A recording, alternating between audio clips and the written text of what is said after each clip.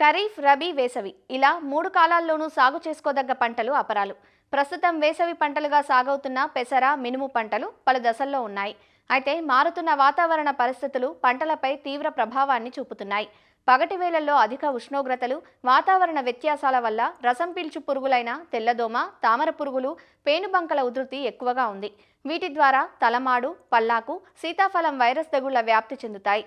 Virus తెగుళ్ల నివారణకు సమగ్ర సస్యరక్షణ పద్ధతులు చేపట్టాలంటూ తెలియజేస్తున్నారు డాక్టర్ వైఎస్ఆర్ ఉద్యాన విశ్వవిద్యాలయం, పశ్చిమ గోదావరి జిల్లా వెంకటరామన్నగూడెం కృషి విజ్ఞాన కేంద్రం విస్తరణ విభాగం శాస్త్రవేత్త డాక్టర్ దీప్తి. వేసవిలో ఎక్కువగా సాగు చేసే అపరాల పంటలైన మినుము మరియు పెసర పంటలకి అధిక ఉష్ణోగ్రత వల్ల రసం పీల్చే పురుగుల బెడద ఎక్కువై వైరస్ తెగుళ్ళు ఎక్కువగా ఆశించే అవకాశం ఉంటుంది. ముఖ్యంగా మనం చూసుకున్నట్టయితే పెసర మరియు మినుము పంటలకి తలమాడు, పల్లాకు తెగులు, అలాగే సీతాఫలం వైరస్ తెగులు ఎక్కువగా ఆశించే అవకాశం ఉంటుంది.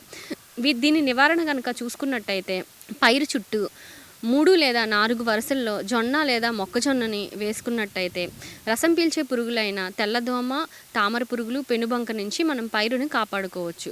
అలాగే మనకి ఇమిడాక్లోప్రిడ్ 5 మిల్లీలీటర్లు లేదా థయోమిథాక్సిజం 5 గ్రాములు 1 కిలో విత్తనానికి గనక విత్తన శుద్ధి చేసుకున్నట్టయితే తొలి దశలో రసం పీల్చే పురుగుల నుంచి పంటని మనం కాపాడుకోవడానికి అవకాశం ఉంటుంది. అలాగే మనం పొలం గట్ల మీద వైరస్ ఆశించిన కలుపు మొక్కలను పీకి నాశనం చేయాలి. అంతేకాకుండా మనం తొలి దశలో వైరస్ సోకిన మొక్కలను పొలంలో ఎక్కడెక్కడైతే ఉంటాయో వాటిని గుర్తించి వాటిని కూడా తీసివేయాలి. అలాగే తెల్లదోమ నివారణకు పసుపు రంగు జిగురట్టలు, తామర పురుగుల నివారణకు నీలం రంగు జిగురట్టలు ఎకరాకు 20 చొప్పున కనుక మనం పొలంలో అక్కడక్కడ పెట్టుకున్నట్టయితే పురుగు ఉనికిని మరియు ఉద్రిక్తతను కూడా మనం గమనించే అవకాశం ఉంటుంది. పంట 15 నుంచి 20 రోజుల వ్యవధిలో కనుక ఉన్నప్పుడైతే మనం వేప గింజల కషాయాన్ని 5% లేదా వేప నూనె 5 మిల్లీలీటర్లు లీటర్ నీటికి గనక పిచికారీ చేసుకుంటే మనం రసం పీల్చే పురుగుల నుంచి పంటను కాపాడుకోవచ్చు.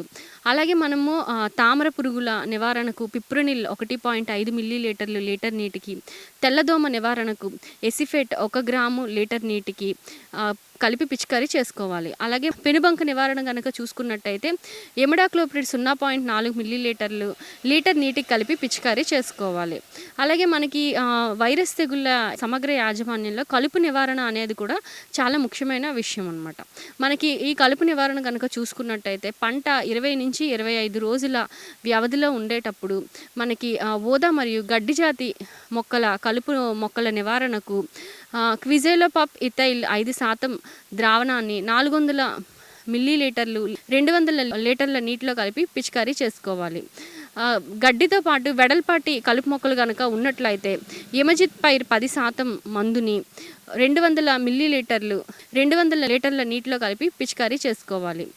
మనం సమగ్ర వైరస్ తెగుళ్ళ యాజమాన్యంలో భాగంగా వివిధ పద్ధతుల్ని పాటించడం వల్ల మనకి మినుము మరియు పెసర పంటలను ఆశించే రసం పీల్చే పురుగులు అయిన తెల్లదోమ, తామర పురుగులు, పెనుబంక వంటి వాటిని మనం సమగ్రవంతంగా నివారించుకోవచ్చు.